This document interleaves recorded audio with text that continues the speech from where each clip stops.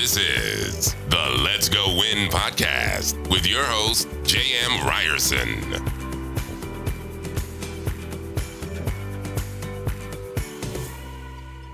What is happening, you guys? Welcome back to the Let's Go Win podcast, where we are here to help you be happy, healthy, wealthy, and get better every single day.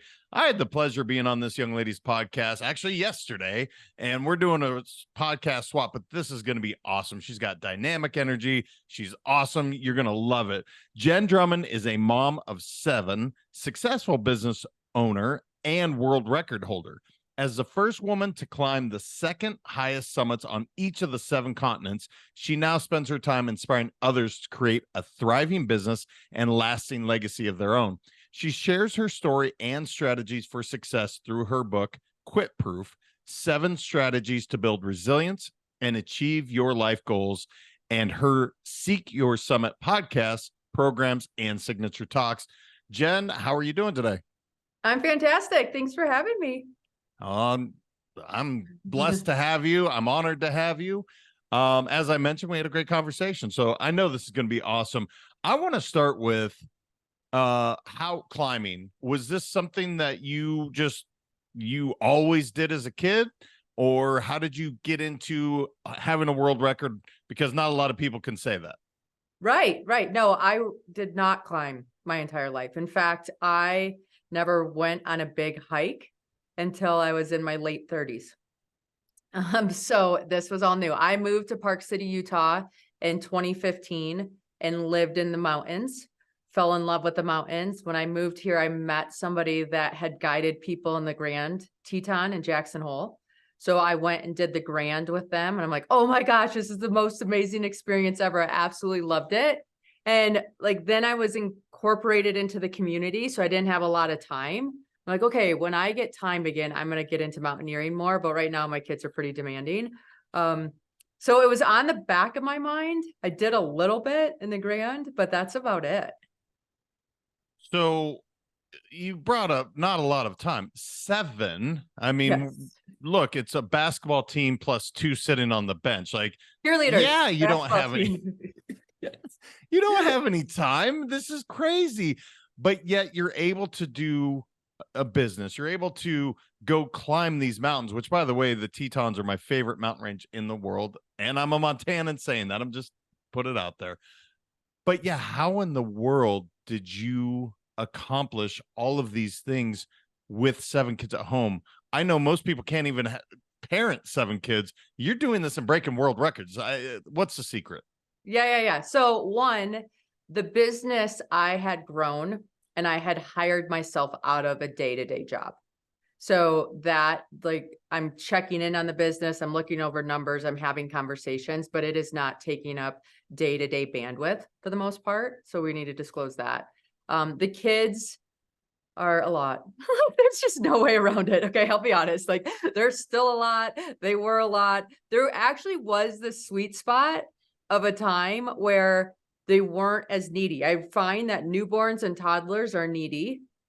Elementary seems to be okay. And then all of a sudden these teens, needy teens. So I had I got into this kind of at the perfect timing, because when I just summited my last mountain, said, oh, I'm so glad this is done, because now I'm getting my 4th teenager. I have a driver. There's just no doesn't mean no. No means a 30-minute explanation as to why it's no, so that they have the foundation to maybe make that decision for themselves without the explanation.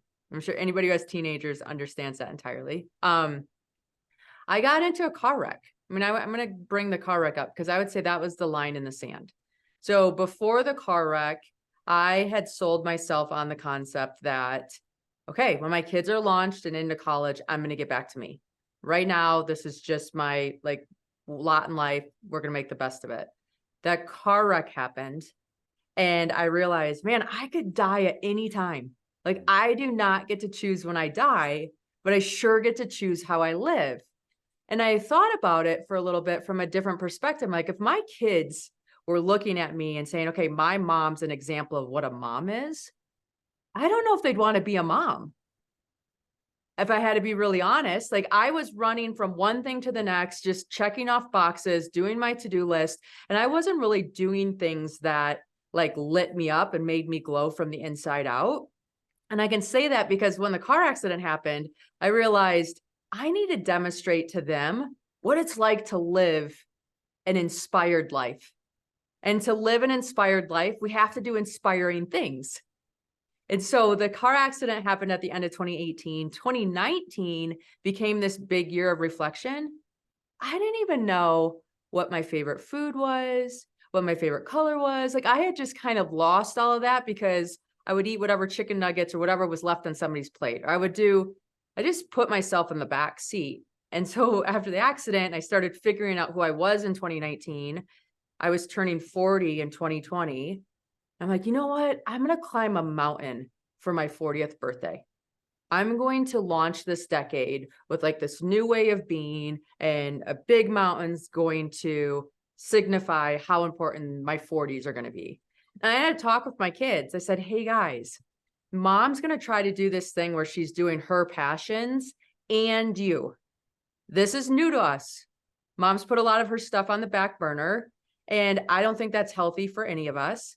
So we're going to have conversations about how this is working, if it's not working or what's happening, because it's new and communication is just going to tell us, and trial and error is going to help us figure it out as we go.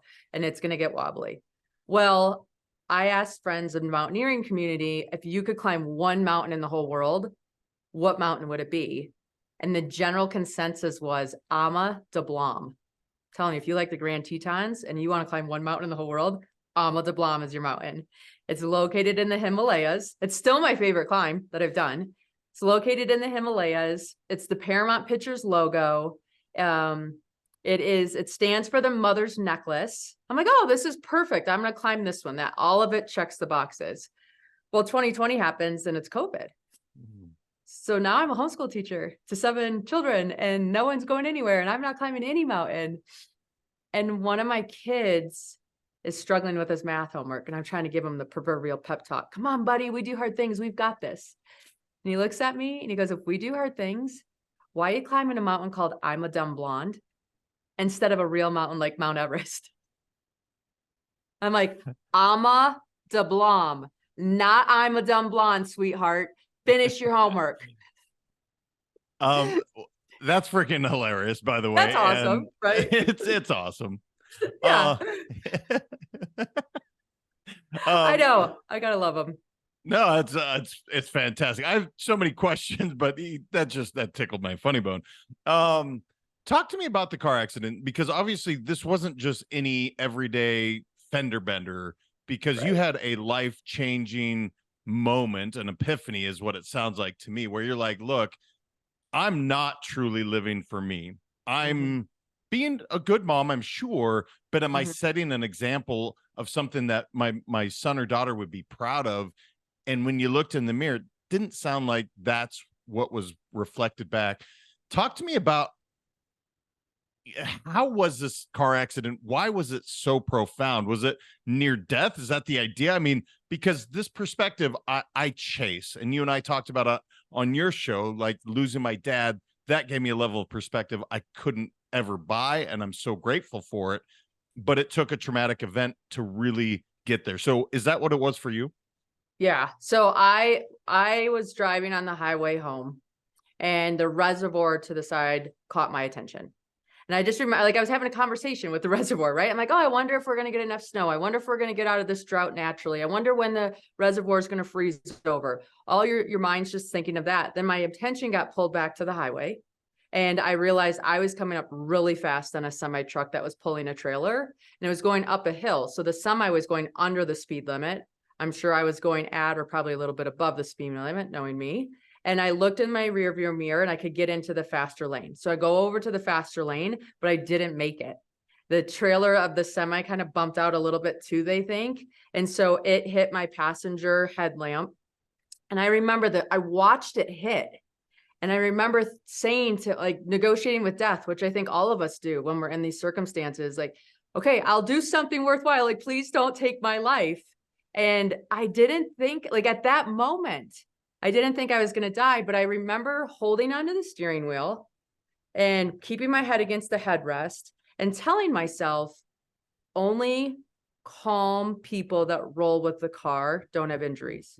So you need to stay calm. And so I remember saying, okay, I'm flipping somersaults. So I'm going end over end. And the first flip, I remember saying to myself, I have enough momentum. I'm going to do another flip. So we're going to do one more flip. I had enough momentum. We're going to do another flip. And then I'm like, the momentum's shifting. Now I'm going to start doing these sideways rolls. So I started doing these sideways rolls and ended up in the median. And so there I am sitting, holding on to the steering wheel still, like just doing my thing, thinking now I'm going to really get hit because Hollywood's trained us for that next car to come and crack us. Instead, some human came and started pulling down the windshield and was yelling at me. It took me a few minutes to like register the sounds that were coming in. He's like, are you okay? Are you okay? And I looked at his face and I'm like, based on your face, I'm not okay. And I was too afraid to look. So I closed my eyes and I remember wiggling my fingers and toes. And then I said out loud, I can feel my fingers and toes. I can feel my fingers and toes. I'm okay. And he's like, yeah, you're going to be fine, but we have to keep you there until the ambulance comes. So the ambulance came, they took me to the hospital. They cleared me a few hours later. I went home. I did end up having to go to the hospital a few weeks later because actually the seatbelt had cut my breast implant. And we didn't know that right away because I have the gummy bear type versus the saline. So it doesn't give you a flat tire per se. And, I just remember then I got a call from the police station and they said, hey, we just want to let you know, we've rebuilt this accident 50 different times. We cannot build a scenario where you live, let alone where you walk away without any injuries. I'm like, oh, no, I got an injury, but here's the deal. I got a new lease on life, a new car, and new boobs. What more can a girl ask for? It truly is remarkable, though, because obviously you do come away somewhat unscathed with this new lease on life. And yet, how does that happen, right? Is it God? Is it, the universe? Like, what happened to allow this? But my favorite part about it is you're saying, look, I'm going to springboard off this. I'm going to utilize this to my advantage. Not woe is me, like, holy cow, it's time for me to embrace everything. It's just remarkable. And I say this so much because I see so many of my female clients that do what you were doing early, where they take care of everyone else and not themselves. And it's probably one of the biggest lessons I teach. I'm like, look, what are you doing for you? So I'm so happy that you had this experience. Oh, it's so hard. Yeah. Like, because I would get massages before because I was training or whatever. And I would be at the massage table, like berating myself. I shouldn't be here. I need to get other things done. Here's my to-do list, da, da, da, da, da. That finally one day my massage therapist said, listen, if you're not going to take this time to recharge and actually let this massage do more than just the physical benefit, you're wasting everybody's time. And I was like, wow. I mean, I got to the point where I was like on my phone during my massage so that I could take care of things. And it just, it isn't something that happens overnight. It's something that just like crowd creeps onto us. And all of a sudden you look and you're like, wait a minute, who am I? What am I doing? Why are these decisions coming out like this? And the car wreck, which I think like COVID for a lot of us, was a wake-up call. Is this how I want to live? Is this where I want to drive? Is this what I want my day to look like? And so we get these wake-up calls, and it's then, what do we do with them? Do we go back to the way that we were? Or do we say, hey, this is my line in the sand, which is a story that you write, that you choose, and I'm going to choose different from this point forward. And that's like your check-in. Here's where I was. I don't want to go back there. Okay, I did things that are not going to let me go back there. Okay, I did things that are not going to let me go back there. And you build momentum in a different direction. Well, one thing that strikes me about you is you're very intentional, or at least after the car wreck, you're certainly like, this is what I'm going to do. For my 40th birthday, I'm going to go climb. Now I just have it stuck in my head. The I'm a dumb blonde mountain. Yes, you can call it the I'm a dumb blonde mountain. So you have this intention of, this is why I'm going to do this. And one of the questions I had earlier in my head, you were very intentional about, look, I hired my way out of a job. I literally empowered and delegated myself out of the day-to-day, I should say. I own a business, but it's not reliant on me. Is that something that you've naturally just done? Or because the intentionality is where I think you're really grabbing life by the horns and you're like, look, I'm going to go live life to the most when I'm super intentional. And I see people like you on the massage on their cell phones doing 3 different other things where it's like, why did you go get a massage to begin with, as your massage therapist said? So I guess, is this something that comes to you naturally, or is it just constant like, hey, Jen, let's check in. Why are we doing these things? Yeah. I'll be honest. I don't think it was always naturally. I think some of us are maybe more inclined to certain ways than other ways, but I would say a lot of it came back to like experiences, right? Our pain becomes our purpose. So anybody that's going through pain, if you haven't found the purpose of it yet, like it will show up. You're just still in the mountain. You haven't reached the summit of that particular thing. I did an internship in college, and that internship was staffing temporary labor on a furniture line, and they could not produce enough office chairs fast enough. So we were begging these people to come in to work, weekends, extra long days, blah, blah, blah, blah, blah, like 200 of them. And then all of a sudden Y2K happens. And then we have to let go 200 of these temporary labor people. And I have no clue to this day why I didn't just quit. I'm like, why wouldn't I just quit and said, see you later, that's your problem, not mine. I sat there and helped let go 200 people that were crying and sad and how did this happen? And I gave you all these days and I missed birthdays and church services and all this stuff. And that had such a profound impact on me of, oh my goodness, I'll never be able to work for somebody because I'll never be able to put 100% into something knowing that my fate is in somebody else's hands. And then it also, like in college, I had a course because I had a friend graduate a year ahead of me. He told me I was expensive. I should get into financial services. And so he's like, I got a job at this place. They'll hire you. So I remember going to my college counselor. I'm like, okay, I got a job. How do we get out of this place early? And so he's like, well, here's a course you need to take. And here's some other ones you can take over the summer. Then you'll graduate in 3 years. I'm like, okay, fine. And one of the courses was healing, dying, and thriving. And I would have never signed up for this course, but it ended up being my favorite college course. And in it, we studied hospice people. So we would meet with, like, we partnered up with hospice. We'd interview these people that were going to pass away. And more often than not, like everybody kept telling me, just be you, honey. I wish if I could go back, I would shut out the noise of everybody else and just listen to myself, because I had so much that I didn't experience because I was afraid of others' opinions. And that like moment came back to me in the car wreck and being like, wait a minute, I am so absorbed in all the other people's opinions that I don't even know what my opinion is anymore. And I remember thinking, when you get into finance, you run numbers all the time. You look at budgets all the time for people. And one of the best things about that career was on a quarterly basis, I was looking at things like, what am I spending my time on? That's a $25 an hour job. What can I delegate out? What can I delegate out? Where do I want to be? And I have to get rid of $25 an hour jobs on my platform to be able to do $100 an hour jobs or whatever that number is for you. And so I think it's these combinations of experiences that you have in life that you start pulling little pieces from, and then you start building it together. And I was told that the dream situation for a female is to be a stay-at-home mom. So I have this business because I'm not going to be able to work for somebody based on an experience I had. Now I'm like, okay, well, what do I need to do to position myself to have the dream job of being a stay-at-home mom? The problem was I got to myself into that position, and then all of a sudden I was there, and there are people that slay it at stay-at-home mom jobs, right? I mean, they are the Pinterest moms that have the matching sweaters and socks and have holiday things out of the wazoo. I showed up at a Thanksgiving party. I was like, oh, wow, this is not my crowd. Like, I love your sweater. I will never buy a sweater like that. That is so cute on you, right? Well, I have to ask, because Quit Proof is the name of your book. Yes. And you mentioned, like, why didn't I just quit?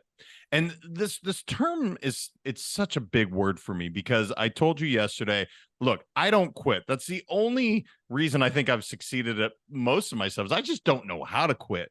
However, this word is fascinating, because what you're talking about is, look, I need to quit certain things that aren't serving me, and I need to continue, and there's, commit to whatever is serving me. So talk to me about why Quit Proof, the name specifically, because I'm a huge fan. I talk about this stuff often, grit and perseverance and resiliency. I think it is so much of why people are successful or not successful.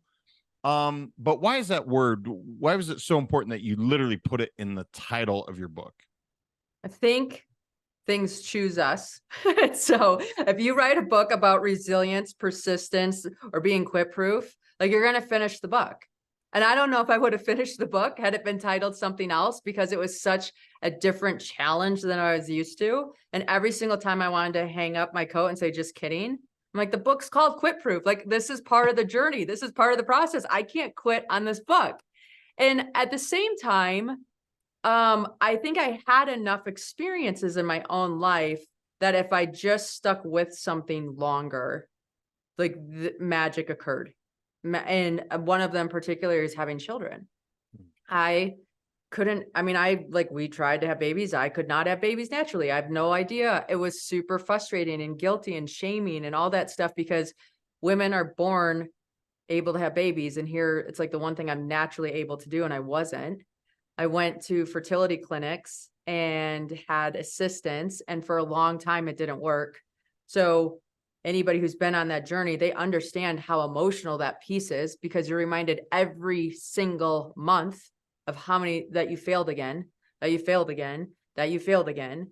And then finally, the stars aligned, Mercury moved to Venus. I don't know all that astrology stuff, but something happened, and they formulated a chemical cocktail that turned me into a hen. And all of a sudden I went from 0 eggs to 28 eggs. The 28 eggs became 14 embryos. They thought I'd get 3 or 4 kids. I ended up getting 7. And it was one of those things where it's been such a gift that I never intended, that I never knew I was going to be, that I never whatever, but it's because I didn't quit on the process, and I couldn't be more grateful. So you have one of those stories on speed dial in your brain, like, you'll persevere through a lot. Yeah. And I want to get into the strategies, but you also brought up the hospice care, because I think, again, going back to perspective, when somebody says to you, look, be your authentic self, one of my favorite books is The Top 5 Regrets of the Dying. That sounds super morbid, but it's one of those books where you're like, wow, this is real, tangible advice from people that are about to pass, saying, hey, go play out full out. Don't play small. And you hear it from people because they can't do it. They're trying to pass this wisdom on. What an amazing experience to have at such a young age. Talk to me about these 7 strategies, and maybe they were shaped from that experience or all the experiences that you've had. But what are the 7 strategies to be quit proof so that we can achieve our life goals? Yeah. There's 7 of them, right? So it depends. Let's get into a couple of them, and we'll leave a couple of them mysterious just for the people to buy the book. But one of them is, like, big mountains take big teams. Okay. So I think a lot of us think that we want to achieve these big things. Well, the bigger the thing is that you want to achieve, the more you have to rally the support and the community behind you to make that happen. And so to become resilient and to become quit proof, you have to build your team. You have to build your fan base. You have to build your supporters. When we were talking earlier, my son challenged me to Everest. When he was done with his homework, we looked at Everest. And by the end of the week, I had a coach hired to train me for Everest and Ama de Blanc. Because I'm like, if that's his thing, if Everest is the end all be all, we actually use that term in our household. What's your Everest? Then I know that's their biggest thing. that they're dealing with. And so whatever, it might not seem big to me, but that's big to them. So that's language in our house of how do I help you? What do we need to do? What is your Everest? And when I went to climb Everest, I was like, again, I had a whole bunch of doubts and this is selfish and what am I doing? And how dare you? Like, I'm going to leave these kids for this long. I've never been away from home. Like all the stories that look the same with a little bit of different outfit on, depending on what your mountain is. And so I went to the school and I told the teachers like, hey, I'm going to be gone for 3 or 4 weeks. I'm climbing Everest. I've never been gone like this before. Grandma's coming, the nanny's there, whatever. Can you just have a little bit of extra grace on my kids? And the school upped it. And they said, listen, why don't you come in, teach the kids about goal setting. We'll decorate the hallways with little hikers. They'll have little flags on them. Everybody will write what their goal is. Then they put a huge mountain in the front of the school. They had a little hiker that was me, and I had a tracking device. So then the school moved me up and down the mountain. On Everest these days, you have Wi-Fi at base camp. So I did Zoom calls into the classrooms to ask the kids, like answer questions and talk about this whole experience. And so then when I climbed Everest and I got to the top, it wasn't me. It was my entire community. It was like every little kid that was in there that had an Everest goal was like, this is what you do. This is how you do it. And my kids never felt so seen and so loved. I mean, it was an amazing experience. And it just goes to show, like, to climb your Everest, you need your community. It is so important in becoming resilient towards anything that you're trying to achieve. Well, whoever the principal or the superintendent, whoever chose, I love that because they got to be a part of something that is, it's not just now about Jenn. It's way bigger. Now we have a whole school, a community. We're sharing in this journey. I think it's fantastic. So that's one of the strategies. Why don't you give me at least one more? I'm curious. Yeah. So another one is that I talk about a lot is waving your flag. Okay. And it's so, when we think of mountaineers, we always see the pictures in our head of somebody waving their flag at the top. And it's awesome to wave your flag at the top.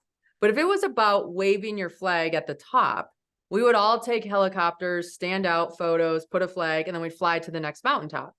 The reality is we celebrate those summits because it's all the times that we said yes when we could have said no. It's all the times that we wanted to turn around and we didn't. So the mountaintop is symbolic of our resilience and our passion and our purpose and our pursuit. And I had like a couple instances where I didn't summit the first time. So for example, I didn't summit K2 the first time. My flag only got to Camp 3 and then it came all the way back down and everybody knew that I failed. And when I came back from K2, when I came back from K2, my kids came home from camp a couple days later and they're like, Mom, did you summit? I said, no, I didn't, but I had success. And they looked at me like, what do you mean? I'm like, we had a teammate that passed away in an avalanche and I decided it was more important to put people over peaks. So I forgave my summit chance and I climbed down to take care of my team. And it's very important to show up as good humans because who we are is more important than what we achieve. And yeah, I said that, I believe that wholeheartedly. I would do that situation that way entirely again, but there is still a tinge of, man, there's more money, there's more time, there's more, all the things. I have to go back to this place. Like now I have a little bit of fear in me because I've seen it happen firsthand. But like I documented the whole journey. Everybody knew where I was or what was going on. And so essentially I was waving my flag. 1 month before I went back to go to Pakistan to try again, I was notified of somebody that was a Pakistani female that was trying to summit her country's prized peak, and she didn't have the gear or the resources to make it happen. So I brought over stuff. I helped make that happen. On July 22 of 2022, I stood on top of K2 as the 3rd American female to summit that mountain. And 30 minutes later, the first Pakistani Muslim female stood on top of K2 and showed the whole world what they're capable of. And I have twin daughters. So I know how important it is for my daughters to see people that look like them in spaces because it gives them permission to think more outside of the box for themselves. And so because I waved my flag and said, hey, I didn't make it. Hey, I need to go back. Hey, here's where I am. That's signifying to the world, here's where I am. Here's what I need. Here's how I can help. And then it allows the universe to work in ways that you can't even fathom to help bring your vision and more to life. Yeah, it is funny or interesting how I don't know if we're Hollywoodized or we've watched these movies and it's like, oh, the perfect story is you go right up the mountain, you summit, and boom, it's like the perfect movie. No, dude, that's not how life works.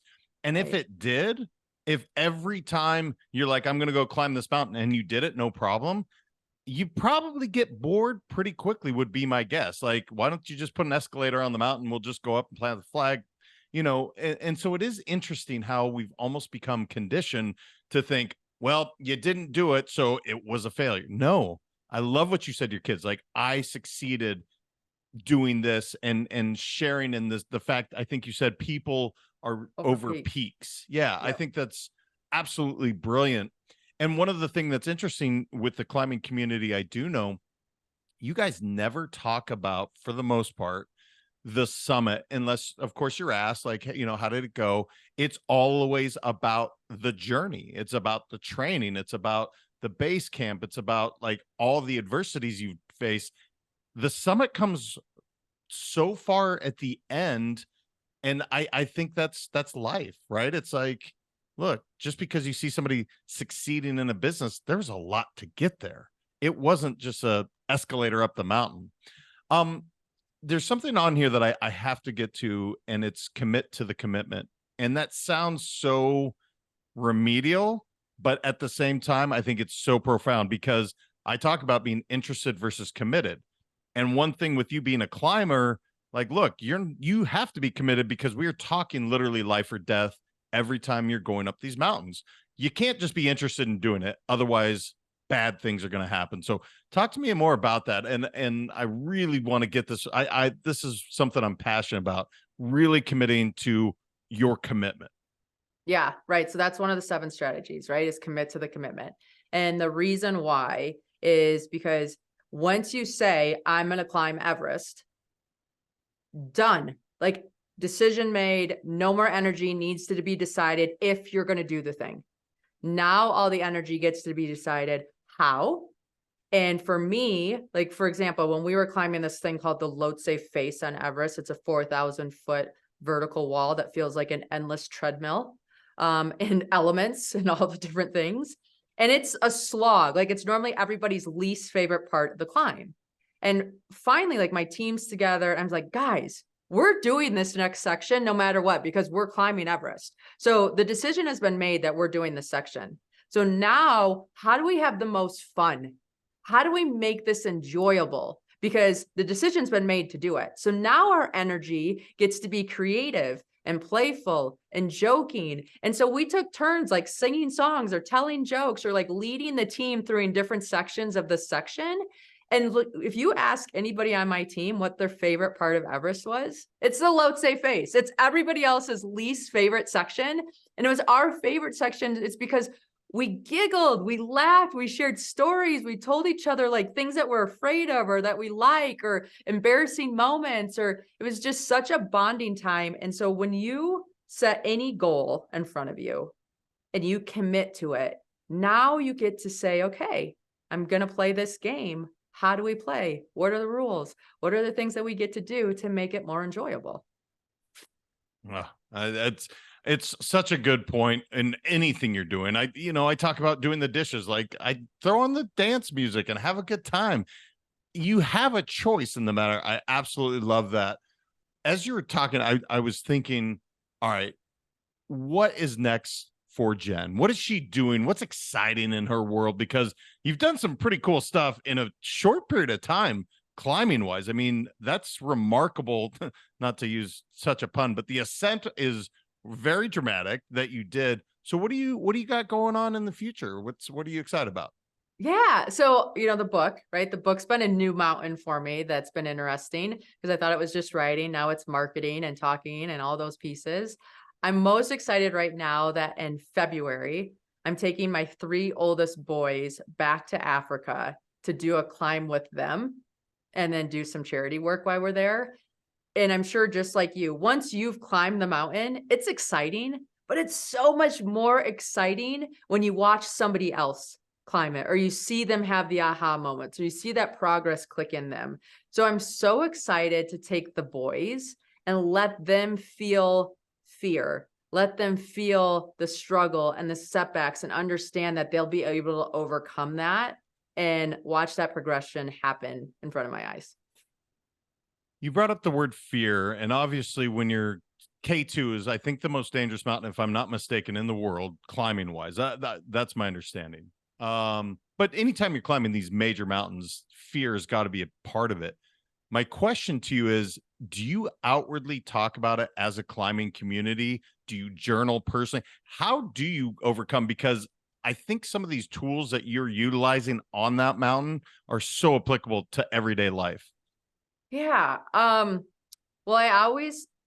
I crowd out the fear. Okay. So for example, I have a big fear of heights, believe it or not. I have to like exposure therapy out of me before I do anything massive. But when we were climbing Everest, you have the ice fall that you see the ladders, right? And it's not like you see someone sets the ladders down, they're bolted in, everything's safe. These ladders go over crevasses that shift 3 to 6 feet every single day. The sun is beating on the metal, so the metal's causing it to melt around the edges. So you stand on a ladder and it kind of like goes up in the air. And I mean, it's not OSHA approved, okay? Like by any means. And so there's fear there. But there's also the metal rungs that you can click your feet into. And so you just go metal rung, metal rung, metal rung. And so I can focus on that, which is going to get me across this thing. Or I can focus on all the 999 other things going on that are going to make me feel yucky. And so when I'm crossing those ladders, like I literally am saying, isn't it fun to step on the ladder and push the metal? And I'm talking the entire time to myself so that a negative thought has no room to grab anywhere, because if it grabs, then now all of a sudden you have to do this work to get it off and say like, never mind, I don't want this thought. It's not serving me. That takes energy. So if you just say, here's what I'm doing, and then like keep talking about it or keep doing it, then those negative thoughts have nowhere to grasp onto you. They kind of like fall off and you get to the other side. So anytime I'm feeling, I do it every day. I run to train. I don't like running. I like how I feel after running, but I don't like going for the run. And so when I'm getting ready to run, my brain will be like, oh, I think we need another water. We should probably go to the bathroom again. You know what? Maybe you need another snack, right? Like that's what happens. So you'll sometimes if my brain's being silly that day, I'll be like singing songs that I'm tying my shoe, tying my left shoe, tying my right shoe, going outside. We're going to start running. And then once I start running, now I have more momentum. And if the bad thought comes, it can't snowball in because it doesn't stay at the same speed I'm doing. Well, it's actually a brilliant thing that you're doing, because you're playing, right? You are literally incorporate play into everything you do. It's a theme that I've heard throughout. And one of the last things I want to ask you is, if you're talking to people right now and they are playing small, clearly that is not what your life has been about. You have played large, you're doing it now, you're bringing your kids, your 3 boys along, so they're going to go play big. If you're talking to somebody right now that's really playing small, they're not fulfilled on a daily basis, what would be that one lasting piece of advice where you're like, what would that be, Jenn? Yeah. I'll go back to Everest. I didn't know anybody that climbed Everest before. When I decided I was going to climb Everest, I made it a point to find people that had climbed it before. And then I talked to them on a regular basis and normalized this pursuit that I was taking on. So if you're playing small, I need you to look at the circle that you're communicating with and spending time with, and eventually just add one more person into a space of where you want to go or where you want to be or what you want to do. And then you're going to start absorbing their energy or absorbing their thought process or becoming a little bit more like them, and your opportunities are going to get bigger. Yeah. And I'm guessing when you looked at that community, it's not the mother of 7 from Park City, the blonde, that's probably not the community you ran into. So now you're meeting really interesting people from all over the world. I'm guessing that's kind of the community you fell into, which I'm sure the amount of stories that have come from that, it's remarkable, the community that you've plugged yourself into. Oh, it's so fun, right? Like if I lived in the community that I lived in before climbing Everest, of course, my parents are going to be like, no, you're not. That is dumb. Do not climb Everest. They don't understand, right? So if I kept hearing that every single day, I would have not probably climbed Everest. So you need to change who you're around a little bit to be able to make what you're thinking possible. And then all of a sudden you get into climbing, which is just such a gift because actually as a US citizen, we're probably less of a population that climbs than other places in the world. And you just learn so many different ways to do things, like so many different ways to celebrate meals or to celebrate summits or to like what holidays they participate in and why, and what traditions they have and why. And it just changes everything. It's such a gift. It's absolutely amazing. Congratulations on the book. I'm excited to read it. Great job not quitting. That's awesome. Yes. Woo. Where can people connect with you online, find your book? What's the best place for people to really connect with you? Yeah, please. So jenndrummond.com, and that's 2 N's, is home base. So you'll have a link to Amazon to buy the book. You'll have a link to all the different social channels that I'm on, depending what one is your favorite. And please reach out. I love connecting with people. Well, and you're a great person to connect with. Like I said, I knew this was going to be great. I could ask you questions for days, but I'll let you get back to it. Thank you for sharing, just showing up and playing full out. It's really remarkable when you see it in other people, and clearly that's the way you're going about life. Thank you. Thank you. You guys go check it out. Go grab the book, Quit Proof: 7 Strategies to Build Resilience and Achieve Your Life Goals. Who doesn't want to achieve life goals? Who doesn't want to play big? Go check it out. Jenn is awesome. Share this with someone that you're like, you know what? You're not taking care of yourself. You're not living your life all the way. You're playing small. This was a perfect episode to really push somebody to say, you know what? You aren't, whatever your story was right now, you can change it right now. That is your choice. And Jenn is such a great example of that. Until next time, you guys, remember, your mindset matters. Thank you so much. Appreciate y'all. We'll talk soon. Thank you so much for listening. If this content is delivering value to you, please make sure to subscribe, rate, and review us. That helps us build this community, and that is what we are all about. Building this community as big as we can, helping as many people as we can, and deliver as much value as possible. Be sure to head over to letsgowinpodcast.com for information on my coaching courses, and make sure to follow us on Facebook, Instagram, and LinkedIn at Let's Go Win 365. Let's go win and transcend in life. This is the Let's Go Win podcast with your host, JM Ryerson.